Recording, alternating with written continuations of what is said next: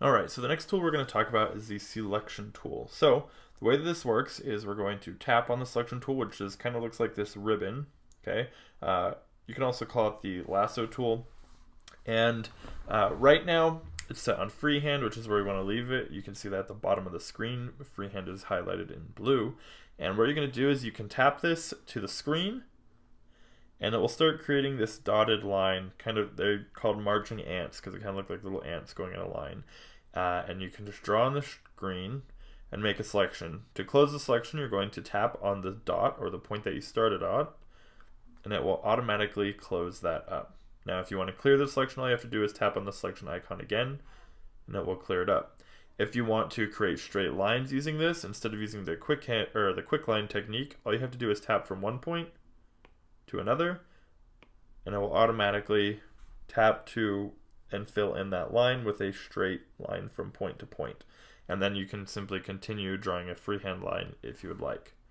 So once you've done this, let's say we want to select this eye. Okay.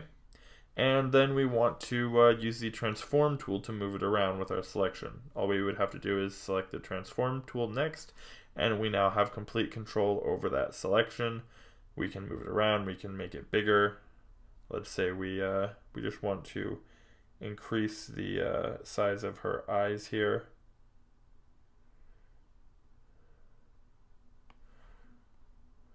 Okay.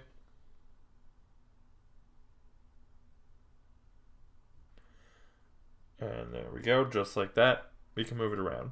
Now, let's go ahead and undo that. Let's say instead we want to paint inside of our selection.